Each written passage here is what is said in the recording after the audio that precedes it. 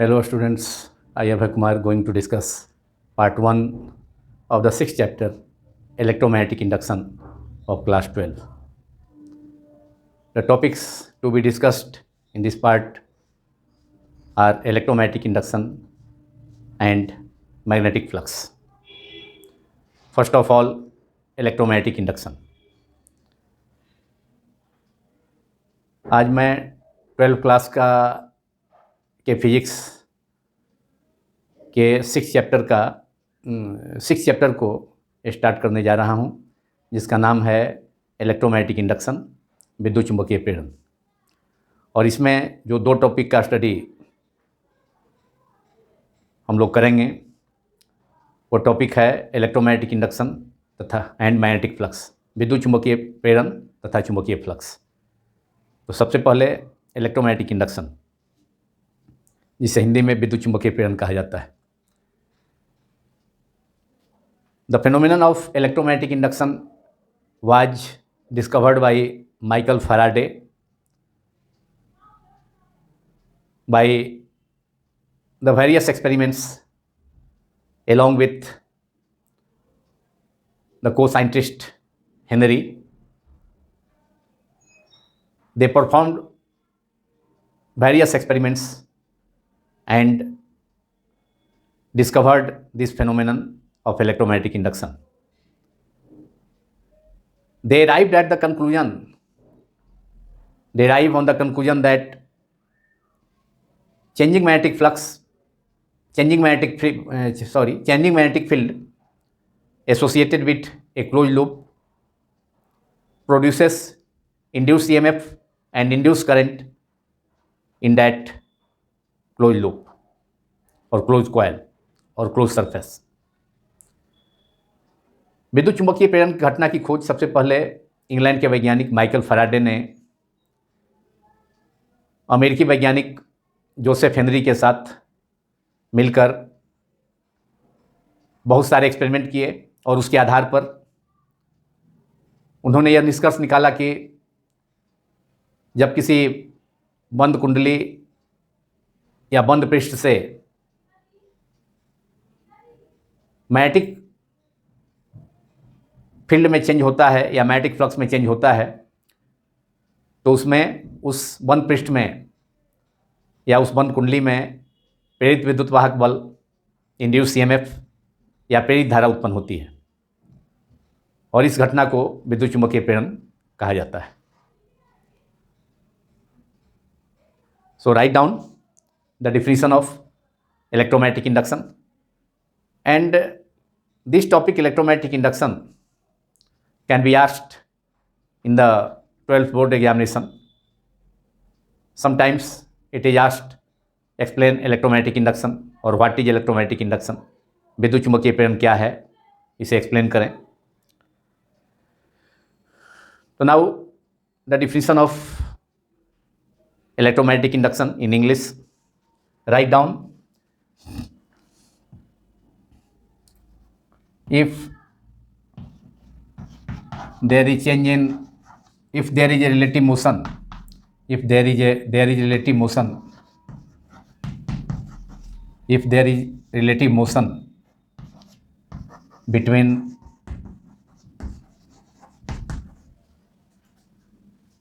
a bar magnet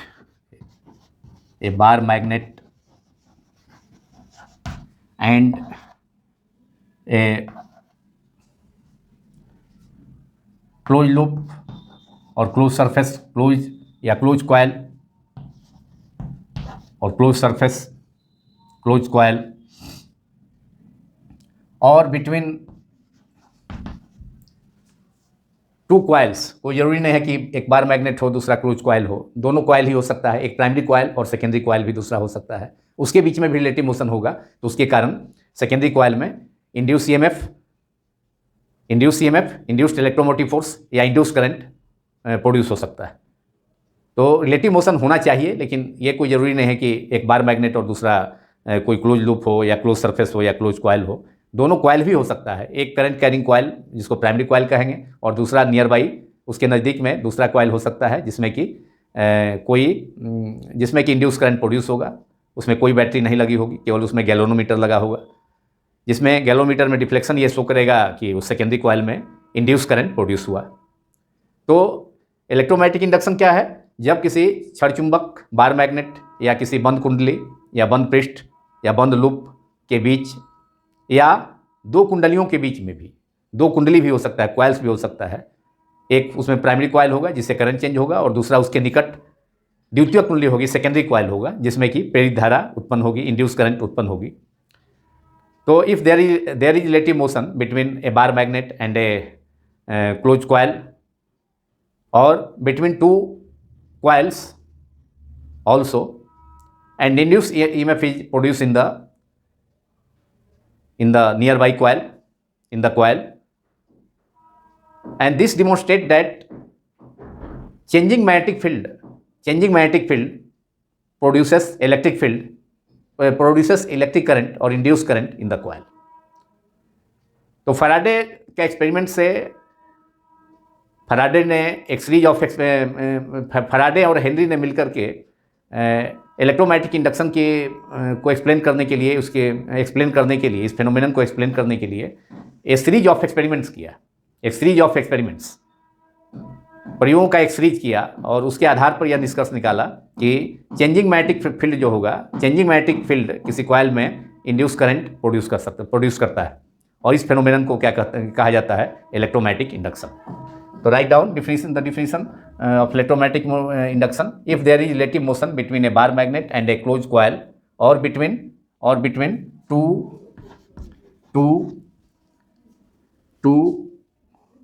coils, two closed coils जो एक दूसरे के नज़दीक रखे जाएं, two closed coils, one is primary, second is nearby coil is secondary.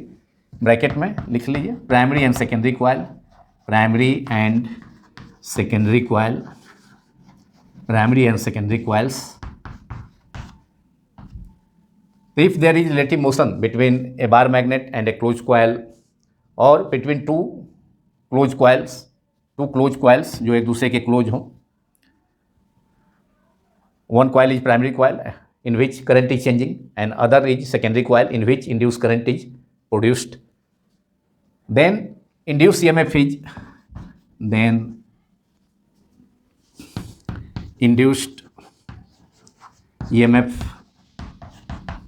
is produced, induced EMF or induced current is produced in the coil, induced EMF or induced current is produced in the coil mean secondary coil में, और bar magnet और coil है तो bar magnet का motion हुआ तो उसमें नज़दीक में, उसके नज़दीक जो कॉइल है क्लोज कॉइल, उसमें इंड्यूस करंट या इंड्यूस्ड ईएमएफ प्रोड्यूस होगा। इज देन इंड्यूस ईएमएफ और induce current is produced in the coil जो कि बार मैग्नेट के नज़दीक है या प्राइमरी कॉइल के नज़दीक है, in the near by coil जो कॉइल नज़दीक में है, near by coil, and this phenomenon is called electromagnetic induction. This phenomenon is called electromagnetic induction. Electromagnetic induction. और ये इलेक्ट्रोमैग्नेटिक फेनोमेनन इंडक्शन का जो फेनोमेनन है, यह इस चीज़ को ये कंक्लूजन देता है कि changing this phenomenon concludes that we obtain a result from this phenomenon that changing magnetic field due to motion of the bar magnet or due to the motion of current carrying coil, primary coil, जब primary coil भी current carrying primary coil भी motion में होगा तो उससे जो magnetic field उससे associated होगा, उसमें चेंज होगा। अगर कोई कॉइल रेस्ट में है तो उससे होकर चेंज, अगर करंट फ्लो करता है तो उससे होकर मैग्नेटिक फ्लक्स में चेंज नहीं होगा, मैग्नेटिक फील्ड प्रोड्यूस होगा लेकिन मैग्नेटिक फील्ड में कोई चेंज नहीं होगा। लेकिन अगर मोशन में लाते हैं उस कॉइल को जिसमें करंट फ्लो कर रहा है तो उसके कारण उसमें जो मैग्नेटिक फील्ड सेटअप हुआ है उसमें चेंजिंग आएगा और उसके कारण magnetic flux linked link with the primary coil and also in the secondary coil, उसमें चेंज आएगा। तो कहने का मतलब चेंजिंग मैग्नेटिक फील्ड के कारण, बार मैग्नेट के मोशन के कारण भी चेंजिंग मैग्नेटिक फील्ड है और प्राइमरी कॉयल के मोशन के कारण भी चेंजिंग मैग्नेटिक फील्ड है। तो उसके कारण जो क्लोज कॉयल है, क्लोज लूप है, उसमें इंड्यूस करंट प्रोड्यूस होता है, मतलब इलेक्ट्रिक करंट प्रोड्यूस हो जाता है, इंड्यूस हो जाता है या प्रोड्यूस हो जाता है।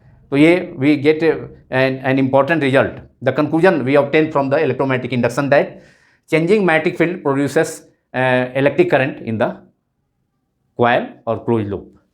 So the result we obtain from electromagnetic induction. So the result, write down the result we obtain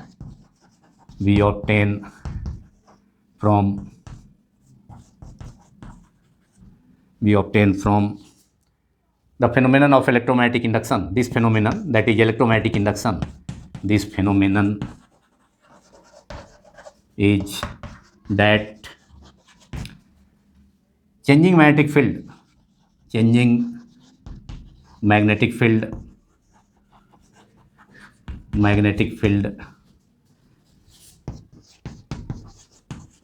produces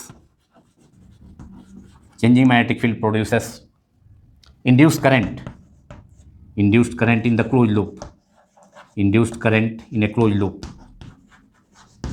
or in a closed coil, in a closed surface of closed loop, in a closed surface और closed coil। और ये information, ये जो result obtain हुआ electromagnetic induction के phenomenon का, जिसको Faraday और हेनरी ने बहुत सारे एक सीरीज ऑफ एक्सपेरिमेंट द्वारा ऑब्टेन किया और इस रिजल्ट पर पहुंचा कि changing magnetic field produces induce current in the close surface और क्लोज कॉइल कि परिवर्तनशील चुंबकीय क्षेत्र द्वारा, परिवर्तनशील चुंबकीय क्षेत्र से जो रिजल्ट इसे प्राप्त हुआ, इलेक्ट्रोमैग्नेटिक इंडक्शन विद्युत चुंबकीय प्रेरण की घटना से जो रिजल्ट प्राप्त हुआ, तो वह रिजल्ट यह है कि किसी चुंबकीय क्षेत्र में परिवर्तन से किसी बंद सतह, बंद पृष्ठ या बंद कुंडली में प्रेरित धारा उत्पन्न होती है। और जो एक सीरीज ऑफ एक्सपेरिमेंट जो परफॉर्म किया गया फैराडे द्वारा और उनके साथ जो कोवर्कर थे, को साइंटिस्ट थे, हेनरी अमेरिकन साइंटिस्ट, तो उनमें से कुछ एक्सपेरिमेंट्स को मैं अगले पार्ट 2 में उसमें से कुछ मेन एक्सपेरिमेंट्स उसको मैं एक्सप्लेन करूँगा। तो फैराडेज एंड हेनरीज एक्सपेरिमेंट्स। लेकिन आज इसमें इलेक्ट्रोमैग्नेटिक इंडक्शन के बारे में इतना ही।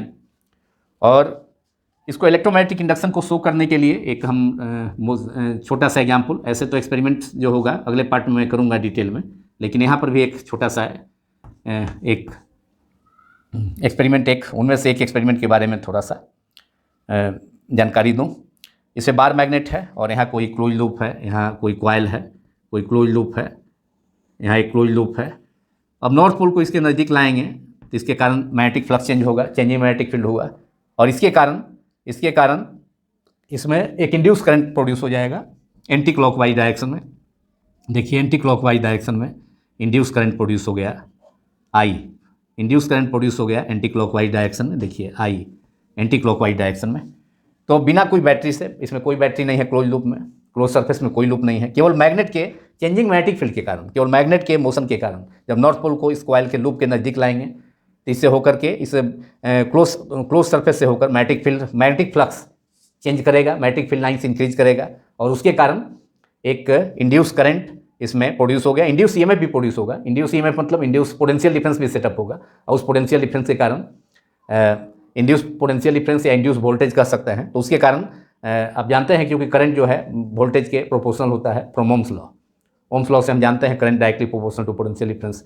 तो जब इंड्यूस ईएमएफ प्रोड्यूस होगा कॉइल में तो उसके कारण करंट भी प्रोड्यूस हो गया और ये करंट एंटी क्लॉकवाइज डायरेक्शन में फ्लो करेगा, जो ये इस घटना को डिमोन्स्ट्रेट कर रहा है। ये इलेक्ट्रोमैग्नेटिक इंडक्शन के फेनोमेनन को डिमोन्स्ट्रेट कर रहा है और ये फैराडे का वन ऑफ द एक्सपेरिमेंट है, फर्स्ट एक्सपेरिमेंट, जिससे कि यह रिजल्ट मिला कि चेंजिंग मैग्नेटिक फील्ड के कारण, माने बार मैग्नेट का मोशन, नॉर्थ पोल का मोशन हो रहा है क्लोज लूप के, ये क्लोज लूप है या क्लोज कॉइल है, तो इसके नज़दीक हो रहा है, तो इससे होकर के क्लोज लूप से जो लिंक्ड मैग्नेटिक फ्लक्स है उसमें इंक्रीज किया, उसके कारण इंड्यूस करंट प्रोड्यूस हुआ एंटी क्लॉकवाइज डायरेक्शन में।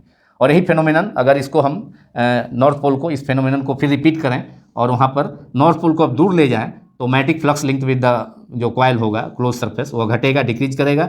तो फिर से एक बार मैग्नेटिक फ्लक्स में चेंज हो रहा है, और मैग्नेटिक फ्लक्स में चेंज होने के कारण फिर से एक बार क्लोज लूप में इंड्यूस करंट प्रोड्यूस होगा, लेकिन उसका डायरेक्शन अब फिर उल्टा होगा, मतलब क्लॉकवाइज डायरेक्शन में होगा। क्लॉकवाइज डायरेक्शन में होगा, ये क्लॉकवाइज डायरेक्शन में करंट प्रोड्यूस हो रहा है, वह इंड्यूस करंट प्रोड्यूस हुआ। लेकिन इस एक्सपेरिमेंट में, इसी एक्सपेरिमेंट के दूसरे सिचुएशन में नॉर्थ पोल को जब दूर ले जा रहे हैं, नॉर्थ पोल को अब दूर ले जा रहे हैं, यहाँ भी चेंजिंग मैग्नेटिक फील्ड हो रहा है, there is changing magnetic field. North pole को अब दूर ले जा रहे हैं इस क्लोज लूप से, ये क्लोज लूप है, तो इससे होकर क्लोज लूप से जो मैग्नेटिक फ्लक्स लिंक्ड है, number of magnetic field lines जो इससे पास करने वाला है, उसके नंबर में कमी आएगी, उसकी संख्या में कमी आएगी, जिसके कारण फिर से एक इंड्यूस करंट प्रोड्यूस होगा इस लूप में, लेकिन उसका डायरेक्शन अब क्लॉकवाइज होगा। और डायरेक्शन ऑफ इंड्यूस ईएमएफ को एक्सप्लेन को हम लेंज रूल्स के हेल्प से एक्सप्लेन कर सकते हैं, उससे अंडरस्टैंड कर सकते हैं, जो कि हम लोग डिस्कस करेंगे पार्ट 3 में, Lenz rule and Faraday's laws of electromagnetic induction, after discussing part 2 in which I will discuss Faraday's and Henry's experiments। तो ये जो एक्सपेरिमेंट है, इसके द्वारा इलेक्ट्रोमैग्नेटिक इंडक्शन को मैंने डिमॉन्स्ट्रेट कराया है इस फिगर में, जिसमें कि चेंजिंग मैग्नेटिक फील्ड के कारण, मतलब बार मैग्नेट के मोशन के कारण जो है मैग्नेटिक फील्ड चेंज हो रहा है, और इसके कारण इस लूप में, क्लोज सरफेस में, लूप में इंड्यूस करंट प्रोड्यूस हुआ इस मैग्नेटिक क्लॉकवाइज डायरेक्शन में। जब नॉर्थ पोल को, मैग्नेट को कॉइल के नज़दीक ले जाएंगे तब, अच्छा, फिर जब नॉर्थ पोल को कॉइल से दूर ले जाएंगे तो इसमें फिर एक बार इंड्यूस करंट प्रोड्यूस हुआ, लेकिन उसका डायरेक्शन जो है क्लॉकवाइज हो जाएगा, और इसका डायरेक्शन जो है अपोजिंग नेचर का होता है, जो मैग्नेटिक फ्लक्स में चेंज करने का अपोज करता है, और इसको लेंज रूल के हेल्प से हम अंडरस्टैंड कर सकते हैं। तो this is all about electromagnetic induction. Now we have to discuss magnetic flux.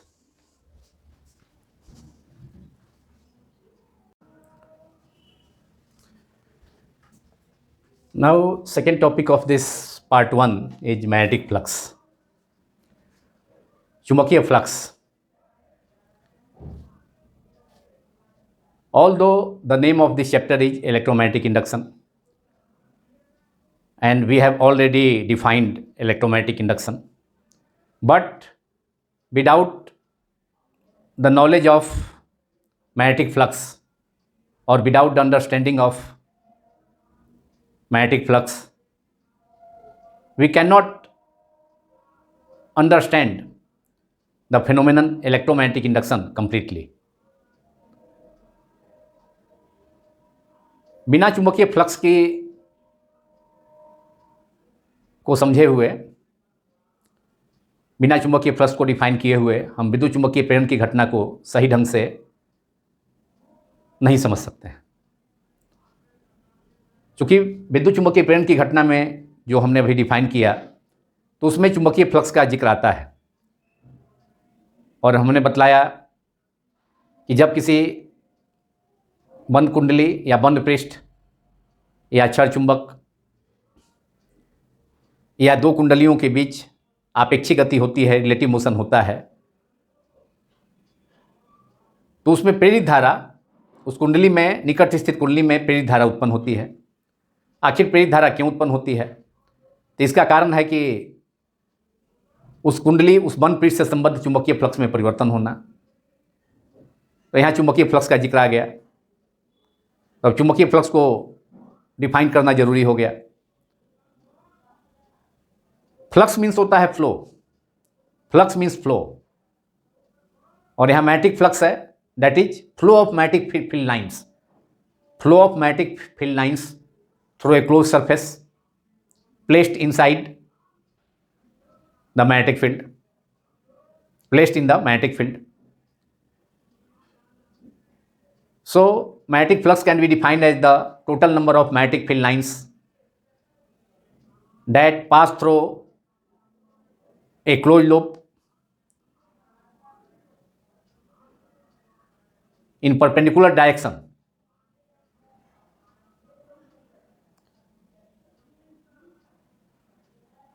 किसी बंद पृष्ठ के लंबवत गुजरने वाली चुंबकीय क्षेत्र रेखाओं की संख्या को उस बंद पृष्ठ या उस बंद कुंडली से संबद्ध चुंबकीय फ्लक्स कहा जाता है।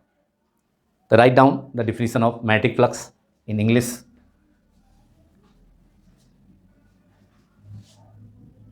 It is defined as magnetic flux is defined as the total number of magnetic field lines, the total number of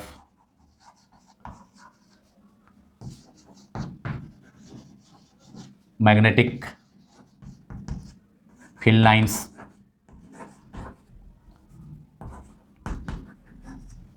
pass through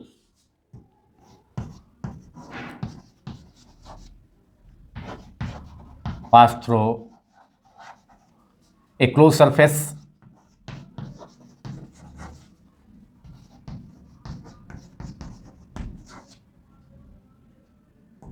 which is held, closed surface is held perpendicular to the direction of magnetic field, held perpendicular to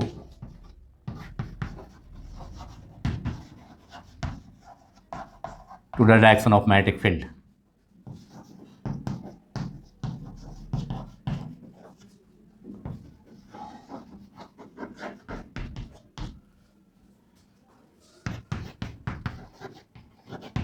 तो अगर कोई बंद पृष्ठ चुंबकीय क्षेत्र की दिशा के लंबवत रखा गया है तो उस बंद पृष्ठ से गुजरने वाली कुल चुंबकीय क्षेत्र रेखाओं की संख्या, कुल टोटल मैग्नेटिक फील्ड लाइंस की जो संख्या होगी, नंबर होगा, उसको हम क्या कहेंगे?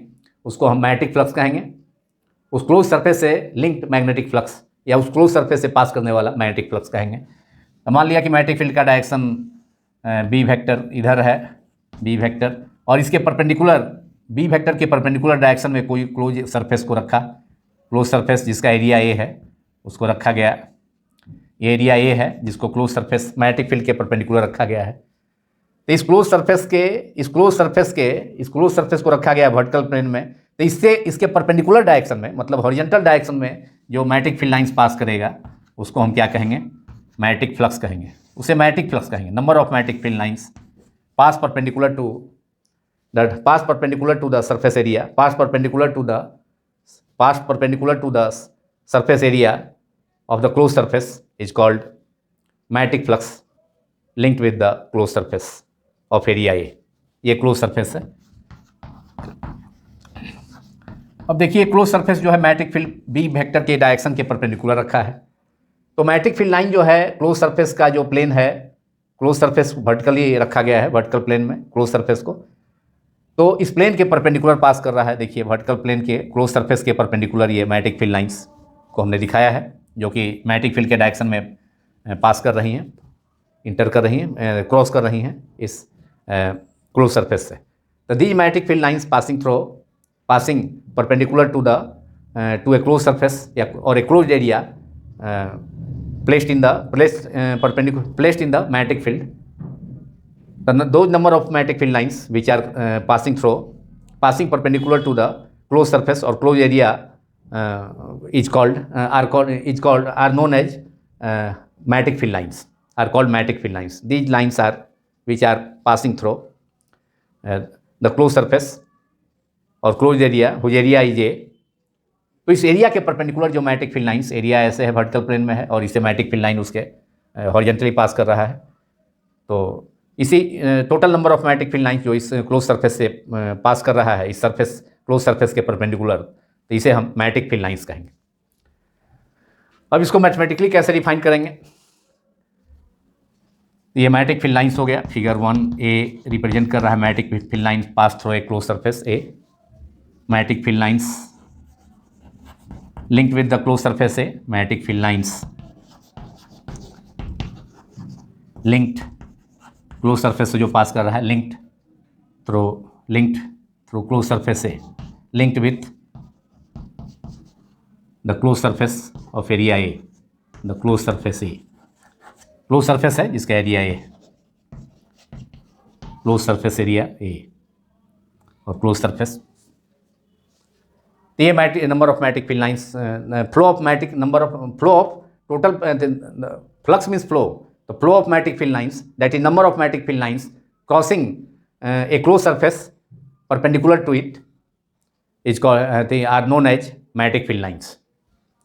Now, mathematically, magnetic field lines, magnetic flux linked with a closed surface is defined as a scalar product of magnetic field and area vector, and it is a scalar quantity. Its symbol is phi b. The symbol of magnetic flux is phi b. It is a scalar quantity. Magnetic flux is a scalar quantity. It is a scalar quantity. A scalar quantity.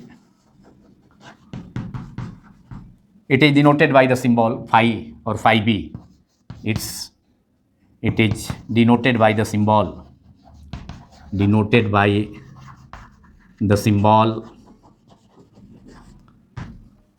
phi और phi b. Electric flux के लिए phi e. Magnetic flux का magnetic field का symbol भी होता है, तो magnetic flux के लिए phi b. और mathematically it is defined as the scalar product of magnetic field, which is a vector quantity, and area vector. Mathematically, magnetic flux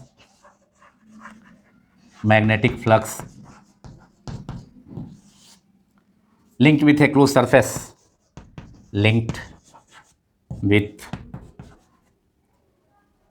से जो संबद्ध चुंबकीय फ्लक्स होगा, लिंक्ड माने संबद्ध, उससे related. Magnetic flux linked with a closed surface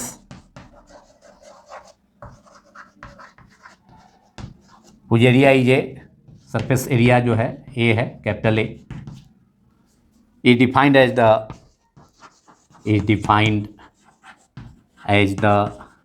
a scalar product of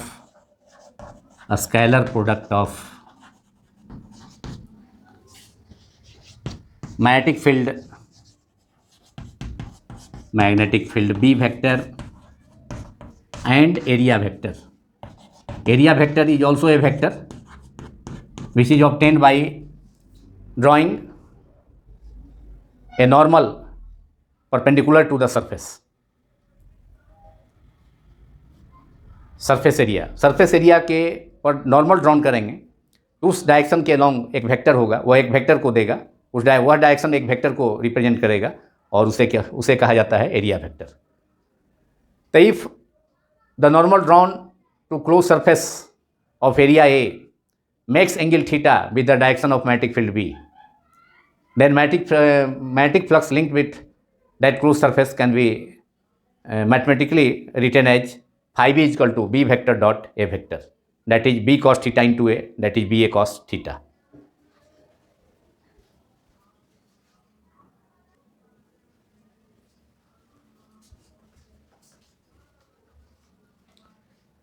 So mathematically, magnetic flux linked with a closed surface of surface area A can be expressed as a scalar product of magnetic field intensity and area vector, that is phi b is the symbol of magnetic flux, is equal to the scalar product of b vector and area vector, and it can be written as, using the formula of a scalar product, a vector dot b vector equals to mod a mod b cos theta.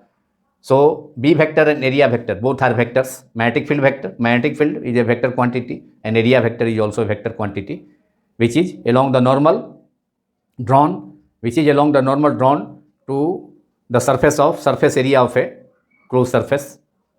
कोई surface area है, कोई बंद तल है, closed surface है, तो उसके surface area के परपेंडिकुलर उस सरफेस एरिया पर नॉर्मल ड्रॉन किया जाएगा.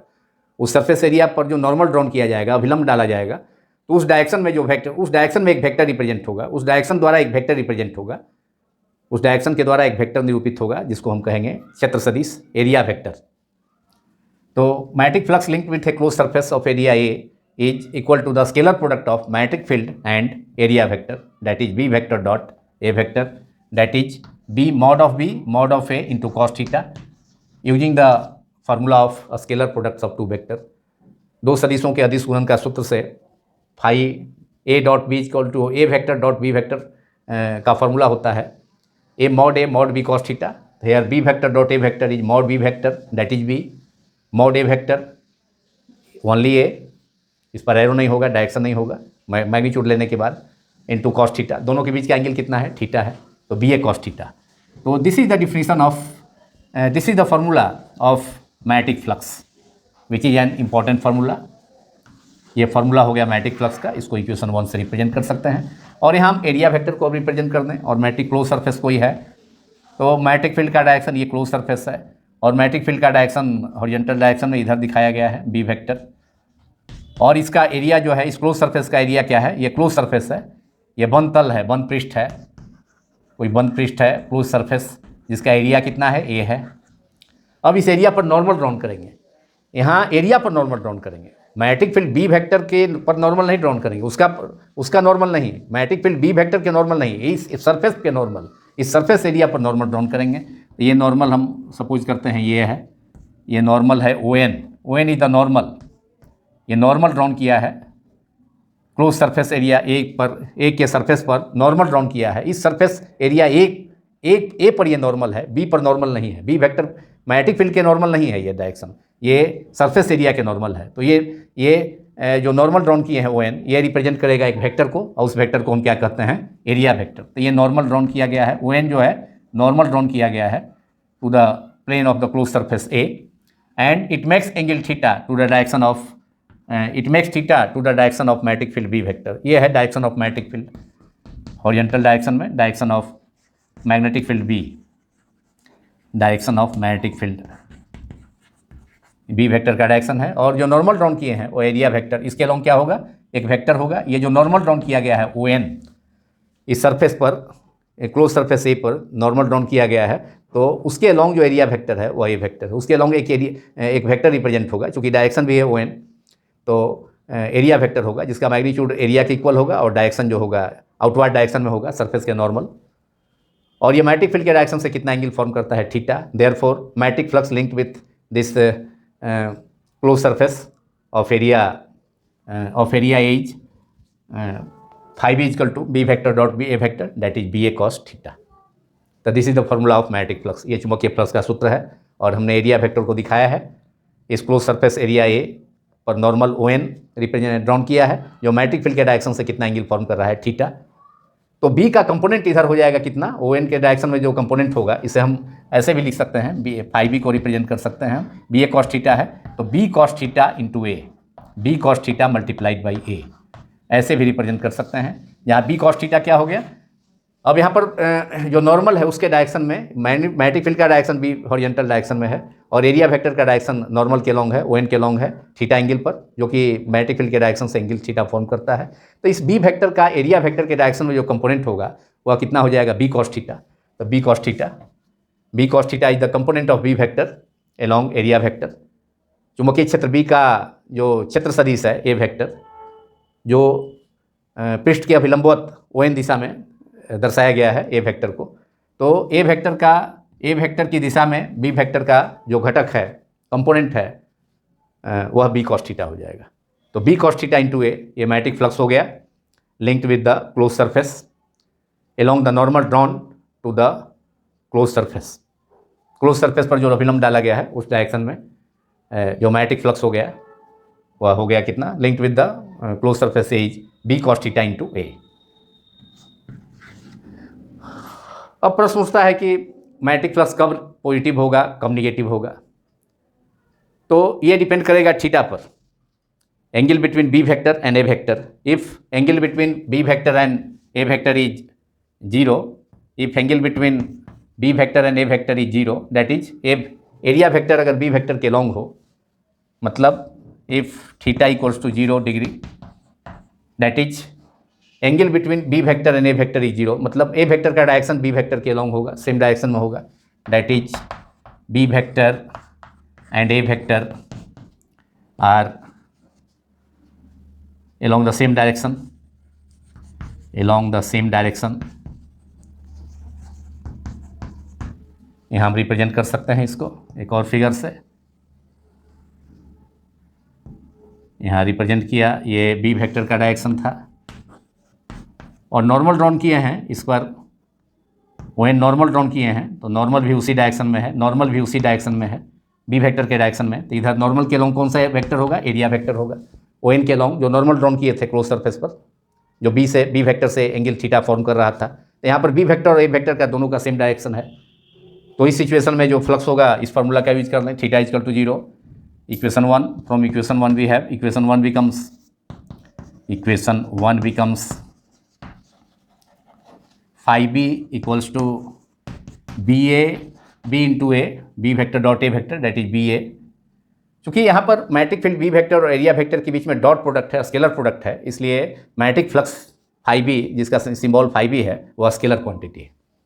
तो phi b equal to B A into cos 0 degree, चूँकि यहाँ बी वेक्टर और ए वेक्टर का डायरेक्शन सेम है, और cos 0 1 that is B A into 0 that is B A means plus B A. यहाँ पर माइनस साइन नहीं है, इसका मतलब प्लस है, तो यहाँ फ्लक्स पॉजिटिव हो गया।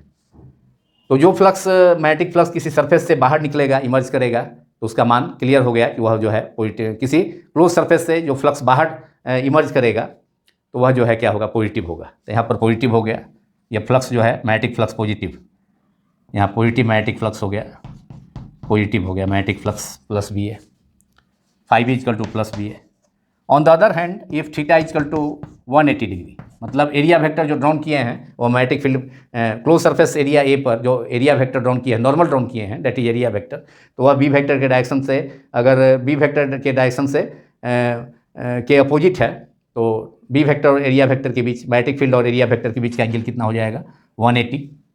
इन दैट सिचुएशन तो ये पॉजिटिव हो गया। तो रिजल्ट क्या हुआ कि आउटवर्ड जो फ्लक्स होगा, आउटवर्ड सरफेस से बाहर निकलने वाला जो फ्लक्स होगा वो पॉजिटिव होगा, that is outward flux is positive. Close surface से बाहर निकलने वाला जो फ्लक्स होगा आउटवर्ड डायरेक्शन में, बाहर की ओर, वह पॉजिटिव लिया जाएगा, वह पॉजिटिव होगा क्योंकि यहाँ प्लस भी आया है।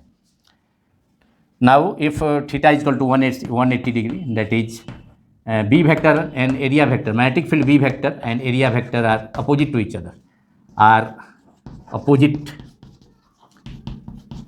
to each other, are opposite simply, then in that case क्या होगा, phi b equal to, from equation 1 we get phi b equal to, therefore phi b equals to b into a into cos 180 minus 1 that is b into a into minus 1 that is minus B A, that is negative flux, negative magnetic flux हो गया, negative magnetic flux. अब flux negative हो गया, तो जब surface से flux बाहर निकल रहा था तो तब वह फ्लक्स पॉजिटिव था। लेकिन जब फ्लक्स जो है सरफेस के अंदर इंटर कर रहा है, एरिया वेक्टर जो है इधर अब आ गया, तो फ्लक्स से जब इंटर करेगा, किसी माने सरफेस से होकर इंटर करेगा तो वह फ्लक्स क्या हो जाएगा, निगेटिव हो जाएगा। और सरफेस से बाहर निकलेगा तो उस सिचुएशन में जब मैग्नेटिक फ्लक्स जो है, मैग्नेटिक फील्ड लाइंस जो है सरफेस से के अंदर, किसी सरफेस के अंदर इंटर करेंगी तो उस क्लोज सरफेस से जो रिलेटेड लिंक्ड जो मैग्नेटिक फ्लक्स होगा वह क्या होगा, निगेटिव होगा। लेकिन मैग्नेटिक फ्लक्स जो सरफेस से बाहर डाइवर्ज करेगा तो उस सिचुएशन में फ्लक्स जो होगा पॉजिटिव होगा, जैसा कि हमने देखा। तो इसमें निगेटिव मैग्नेटिक फ्लक्स हो गया। तो मैग्नेटिक फील्ड लाइन जब इंटर करेगा किसी सरफेस से तो जो मैग्नेटिक फ्लक्स होगा वह जो है वह मैग्नेटिक फ्लक्स निगेटिव होगा, और जब उस सरफेस से डाइवर्ज करेगा तो मैग्नेटिक फ्लक्स पॉजिटिव होगा। अब इसको हम रिप्रेजेंट कर सकते हैं, इधर देखिए यहाँ अब कोई क्लोज सरफेस है, यहाँ कर देता हूँ, ये क्लोज सरफेस है, मैग्नेटिक फील्ड का डायरेक्शन इधर है प्लस एक्सिस के लॉन्ग राइट डायरेक्शन में। लेकिन अब इस पर जो नॉर्मल ड्रॉन किए हैं वह नॉर्मल इधर अब कर दिया गया, अपोजिट हो गया। ये नॉर्मल ड्रॉन किया गया, यहाँ वो है, ये नॉर्मल ड्रॉन किया गया ओ एन। अब एरिया वेक्टर इधर हो गया लेफ्ट डायरेक्शन में, ये इंटर कर रहा है इधर सरफेस से लेफ्ट साइड में। अब ये एंगल जो है थीटा कितना होगा, 180 हो गया, बी वेक्टर और एरिया वेक्टर के बीच का एंगल। तो इस सिचुएशन में ये फिगर हो गया, जब बी वेक्टर और एरिया वेक्टर एक दूसरे के अपोजिट है तो थीटा इक्वल टू 180 डिग्री। तो यहाँ पर जो मैग्नेटिक फ्लक्स होगा वह निगेटिव हो गया, माइनस बी है। तो मैग्नेटिक फ्लक्स जब किसी सरफेस से डाइवर्ज होता है, बाहर निकलता है आउटवर्ड डायरेक्शन में, तो वह उसको जो है पॉजिटिव माना जाता है, वह पॉजिटिव होगा।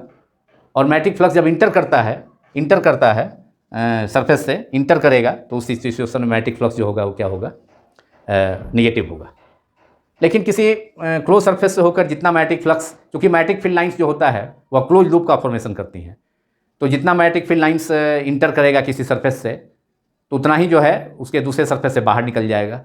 इसलिए टोटल मैग्नेटिक फ्लक्स जो होगा passing through a close loop close surface is zero, and it is called Gauss law in magnetism, that is phi b is equal to 0, that is phi b is equal to b vector dot ds vector dA vector b vector dot dS vector integral over closed surface is equal to 0, which resulted to Gauss law, which is called Gauss law in magnetism, which we have discussed already in the previous chapter, that is in chapter 5.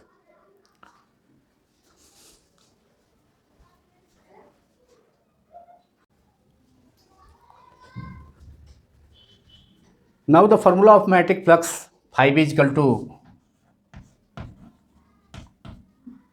ba cos theta, b vector dot a vector, that is ba cos theta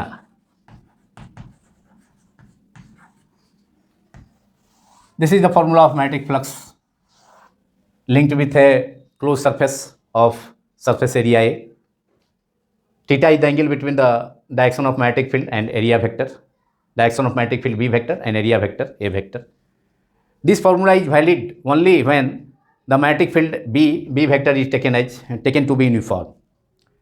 ये formula तभी तक hold करता है जब तक कि ये formula हमने ऑब्टेन किया था इक्वेशन 1 में, ये तभी तक ऑब्टेन करता है जब तक कि मैग्नेटिक फील्ड यूनिफॉर्म हो। लेकिन अगर मैग्नेटिक फील्ड यूनिफॉर्म नहीं है, और मैग्नेटिक फील्ड यूनिफॉर्म कब होगा, जब एरिया जो है उसको स्मॉल रखा जाए, एरिया एलिमेंट कोई होगा, एरिया का छोटा सा पार्ट, स्मॉल पार्ट्स, तो उसके लिए मैग्नेटिक फील्ड यूनिफॉर्म हो सकता है। लेकिन एरिया अगर लार्ज है तो उसके लिए मैग्नेटिक फील्ड यूनिफॉर्म नहीं होगा। तो if magnetic field is not uniform, then a close surface can be divided into so many small area elements. उसको बहुत सारे स्मॉल एरिया एलिमेंट्स से कंसिस्ट मान सकते हैं किसी क्लोज सरफेस को, या उसमें डिवाइड कर सकते हैं, और each area small area element से फ्लक्स हम कैलकुलेट कर लेंगे और सबका सम कर लेंगे, तो तब जा कर के वो total magnetic flux through the entire surface होगा। तो अगर सरफेस एरिया लार्ज है तो उससे जो मैग्नेटिक फ्लक्स लिंक्ड होगा, मैग्नेटिक फील्ड जो होगा उससे मैग्नेटिक फील्ड जो होगा for a close surface area, तो वह यूनिफॉर्म नहीं हो सकता, नॉन यूनिफॉर्म होगा। तब हम पूरे क्लोज सरफेस पर से होकर के कैसे टोटल क्लोज सरफेस से हो, इंटायर क्लोज सरफेस से होकर जो मैग्नेटिक फ्लक्स पास करेगा या मैग्नेटिक फ्लक्स उससे लिंक्ड होगा, संबद्ध होगा, उसको कैलकुलेट कर सकते हैं। उसको बहुत सारे छोटे छोटे स्मॉल एरिया में उसको डिवाइड करके पूरे क्लोज सरफेस को, और ईच एरिया एलिमेंट से एसोसिएटेड लिंक्ड मैग्नेटिक फ्लक्स हम मालूम कर लेंगे और सबको सम कर देंगे, तो वो टोटल सरफेस से हो, क्लोज सरफेस पर से लिंक्ड मैग्नेटिक फ्लक्स होगा। तो इसको हम सरफेस इंटीग्रल द्वारा भी एक्सप्रेस कर सकते हैं। Surface integral of magnetic field over the entire close surface is the magnetic flux linked with the closed surface area when the magnetic field is not uniform. So it can be for a non-uniform if the magnetic field is not uniform. तो ये formula restricted है जब magnetic field uniform है, तब magnetic field is not uniform,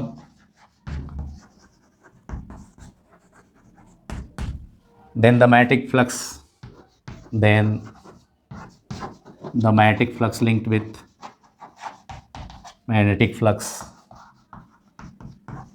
a closed surface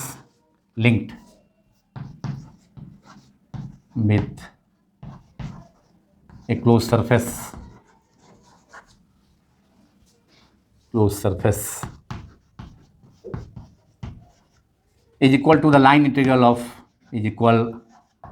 integration लेना होगा। Integration means या integration लें या समेशन लें, ईच एरिया एलिमेंट पर से होकर के ईच एरिया एलिमेंट से जो एसोसिएटेड संबद्ध मैग्नेटिक फ्लक्स होगा उसको कैलकुलेट करके सबको सम कर देंगे, तो टोटल सरफेस एरिया से एसोसिएटेड मैग्नेटिक फ्लक्स होगा is equal to the surface integral of the magnetic field, surface integral of the magnetic field, surface integral of the magnetic field B vector over the entire closed surface. B vector over the entire closed surface, over the entire closed surface, entire closed surface, that is, और ऐसा कब होगा जब magnetic field uniform नहीं है। तो large surface area जब होगा तो उसके लिए मैग्नेटिक फील्ड यूनिफॉर्म नहीं होगा, लेकिन जब सरफेस एरिया को एरिया एलिमेंट के रूप में, स्मॉल एरिया एलिमेंट में हम डिवाइड कर देंगे तो उसके लिए मैग्नेटिक फील्ड जो होगा यूनिफॉर्म होगा। That is phi B equals to, उस सिचुएशन में हम लाइन इंटीग्रल का मतलब है पूरे क्लोज सरफेस पर सरफेस एरिया, पूरे क्लोज सरफेस पर सरफेस इंटीग्रल लेंगे, या डबल इंटीग्रेशन दें या इंटीग्रेशन दे करके ओवर द इंटीग्रेशन दे करके नीचे सरफेस लिख दें, पूरे इंटायर क्लोज सरफेस के लिए है। तो इंटीग्रेशन दे करके पूरा सर्किल का मतलब है पूरे क्लोज सरफेस के लिए, सरफेस दे सकते हैं, नहीं भी सर्किल दे सकते हैं, केवल एस भी लिख देंगे तो सरफेस इंटीग्रल होगा। बी वेक्टर, इसको लिखेंगे डी ए वेक्टर। अब B vector dot D A vector जो है एक स्मॉल एरिया से, B vector dot D A vector एक small surface area D A से, डी ए जो कि एरिया वेक्टर ए वेक्टर का एक स्मॉल एलिमेंट है, तो उस एरिया एलिमेंट से होकर के एरिया एलिमेंट से एसोसिएटेड मैग्नेटिक फ्लक्स होगा, एक स्मॉल एरिया एलिमेंट से। और उसको वैसा बहुत सारा एलिमेंट हो सकता है, वैसा एरिया एलिमेंट बहुत सारा हो सकता है। ये देखिए पूरा एक क्लोज सरफेस है जिसका एरिया है लार्ज, ये क्लोज सरफेस जो है थोड़ा लार्ज है, तो इसका एरिया जो है सरफेस एरिया ये है। और इसको जो है अब जब लार्ज सरफेस एरिया होगा तो इसे यहाँ पे जो मैग्नेटिक फील्ड होगा वो नॉन यूनिफॉर्म होगा।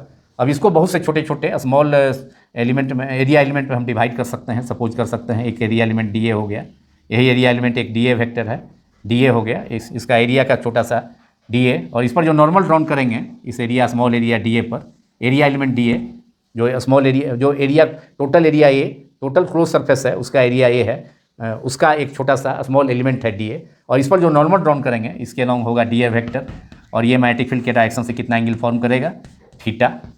तो अब इस इंटायर क्लोज सरफेस पर जो टोटल मैग्नेटिक फ्लक्स होगा, इस एक स्मॉल एरिया एलिमेंट से जो मैग्नेटिक फ्लक्स होगा वह हो जाएगा B vector dot D A vector. और ऐसा एरिया स्मॉल एरिया एलिमेंट बहुत सारा हो सकता है, तो पूरे एरिया सरफेस एरिया को हम बहुत से स्मॉल सरफेस एरिया में हम डिवाइड कर देंगे इस ढंग का, DA1 DA2 उसका एरिया DA3 ऐसे DAN तक सब, प्रत्येक एरिया एलिमेंट से associated magnetic flux, linked magnetic flux हम इस फार्मूला से ऑब्टेन कर लेंगे और सबको सम कर देंगे, या इंटीग्रेशन लेकर के पूरा सरफेस इंटीग्रल ले देंगे पूरे इंटायर क्लोज सरफेस पर, जिसका एरिया ये है, टोटल क्लोज सरफेस जो टोटल एरिया ये है, तो इसको इंटीग्रेट कर देंगे तो सरफेस इंटीग्रल हो जाएगा किसका, ये क्या कहलाएगा, integral over close surface S B vector dot D A vector is the surface integral of the magnetic field B vector.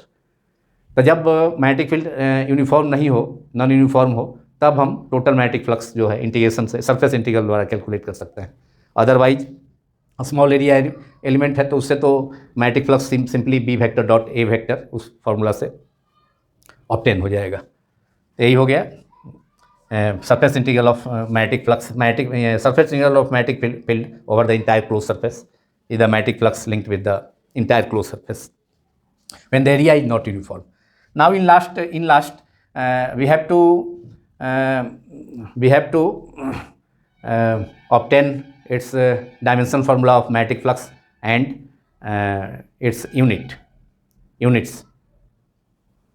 और ये जो इसका यूनिट्स एंड डायमेंशन है इसका मैग्नेटिक फ्लक्स का, इसको ऑब्जेक्टिव क्वेश्चन में अक्सर पूछा जाता है कि मैग्नेटिक फ्लक्स का एसआई यूनिट क्या है, what is the SI unit of magnetic flux. तो ऑब्जेक्टिव क्वेश्चन के लिए 1 नंबर के लिए, और मैग्नेटिक फ्लक्स को 2 मार्क्स में भी, तो ये एग्जाम में अक्सर पूछा जाता है। लेकिन मैग्नेटिक फ्लक्स का एसआई यूनिट क्या है अक्सर पूछा जाता है, या what is the dimension formula of magnetic flux, या dimension of magnetic formula is multiple choice question में 4 ऑप्शन रहेगा, एक ऑप्शन सही होगा। तो इसमें ऑब्जेक्टिव क्वेश्चन पर भी ध्यान देना जरूरी है थोड़ा। तो now SI units of magnetic flux, units of magnetic flux.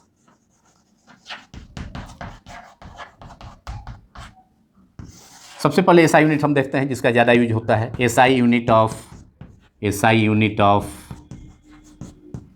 Magnetic flux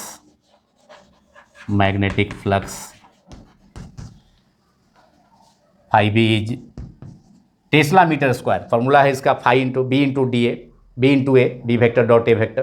तो बी मैग्नेटिक फील्ड का यूनिट होता है एसआई यूनिट टेस्ला, एरिया का metre square, tesla metre square, लेकिन ये वेबर कहलाता है ज़्यादा कॉमनली। इसको जो है कॉमनली सामान्य रूप से वेबर कहा जाता है। टेस्ला मीटर स्क्वायर जो है कम ही यूज किया जाता है, ज़्यादा weber is tesla metre square, tesla metre square, TM square, tesla metre square, और वेबर इसको वेबर WB सिंबल से डिनोट करते हैं, ऐसे फुल फॉर्म इसका वेबर WEBER। तो ऐसा unit of magnetic flux is tesla metre square और वेबर, टेस्ला मीटर स्क्वायर और वेबर।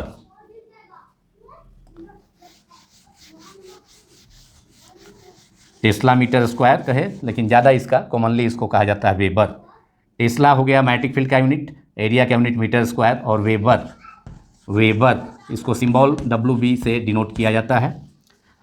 और सेकेंड जो यूनिट होता है, एक वेबर को हम रिप्रेजेंट कर सकते हैं। एक वेबर हो सकता है कितने के इक्वल होगा, एक अगर टेस्ला मैग्नेटिक फील्ड में, टेस्ला अगर मैग्नेटिक फील्ड है 1 टेस्ला मैग्नीट्यूड का, और उसमें एरिया एरिया है जो क्लोज सरफेस का एरिया कितना है 1 मीटर स्क्वायर का, 1 मीटर का स्क्वायर का एक टेस्ला मैग्नेटिक फील्ड में अगर मैग्नेटिक फील्ड है और एरिया 1 मीटर स्क्वायर है, तो उससे होकर जो मैग्नेटिक फील्ड लाइंस पास करेगा उस एरिया के परपेंडिकुलर, उसको हम क्या कहेंगे 1 वेबर कहेंगे।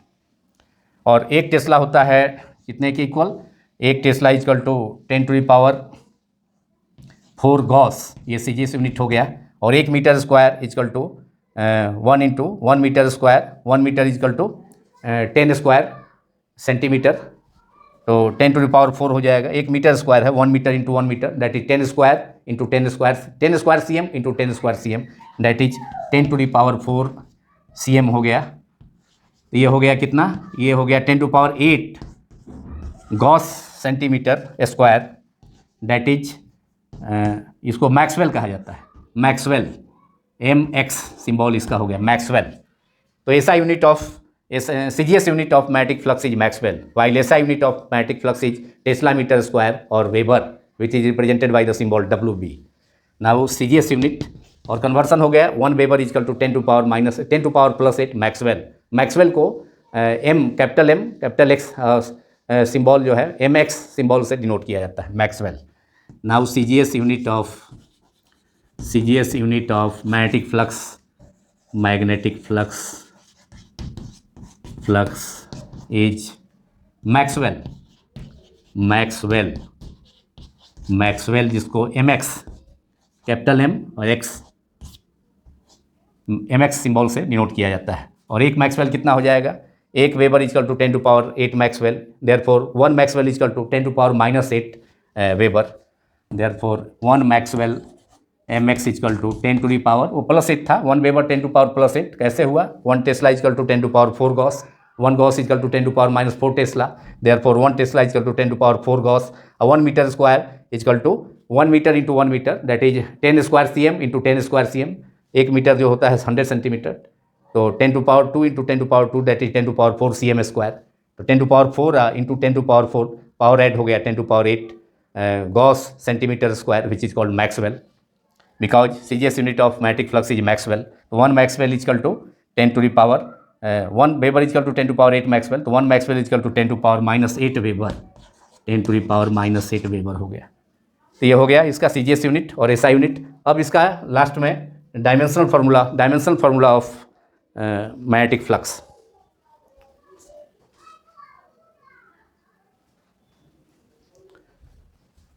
Now in last dimensional formula of magnetic flux का चुंबकीय फ्लक्स का बीमीय सूत्र, dimensional formula of magnetic flux, symbol is φB, magnetic flux φB symbol होता है इसका, इक्वल्स टू फार्मूला होता है इसका B इंटू A, तो dimension of magnetic flux B, dimension formula of magnetic flux B multiplied by dimension of formula of area A, चुंबकीय क्षेत्र B का बीमीय सूत्र अगुने मल्टीप्लाइड बाई एरिया का बीमीय सूत्र। तो मैग्नेटिक फील्ड B का जो बीमीय डायमेंशन फार्मूला होता है हमने बतलाया था चैप्टर 4 में,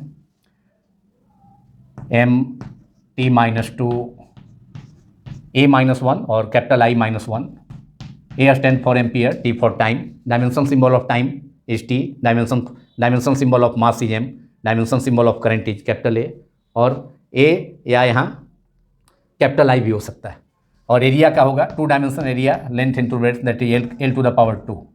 dimension formula of area is L to the power 2. अब दोनों टर्म को एक ब्रैकेट में कर देते हैं, m L to the power 2 T minus 2 A minus 1. तो dimension formula of magnetic flux is ml to the power 2 T minus 2 A minus 1. ये इसका डायमेंशन फार्मूला ये हो गया. तो शॉर्ट क्वेश्चन मल्टीपल चॉइस में दे सकता है. Dimension formula of magnetic flux is 4 option होगा, एक ऑप्शन सही है, 3 ऑप्शन गलत होगा. तो इसको लिखा जा सकता है ml to the power 2 T minus 2 A minus 1. तो this is the dimension formula of magnetic flux 5e. और इसी के साथ ये पार्ट 1 समाप्त होता है इस 6th चैप्टर का, इलेक्ट्रोमैग्नेटिक इंडक्शन का, जिसका पहला पार्ट था.